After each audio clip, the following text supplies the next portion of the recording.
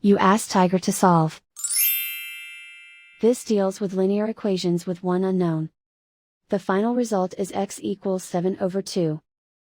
Let's solve it step by step. Group all x terms on the left side of the equation. Subtract 3x from both sides. Group like terms. Simplify the arithmetic. Group like terms. Simplify the arithmetic. Group all constants on the right side of the equation. Subtract 5 from both sides. Simplify the arithmetic.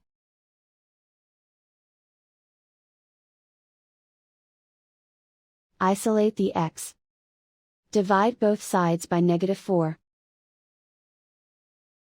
Cancel out the negatives. Simplify the fraction. Cancel out the negatives.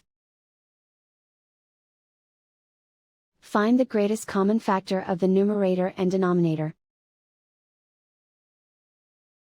Factor out and cancel the greatest common factor. And so the final result is x equals 7/2.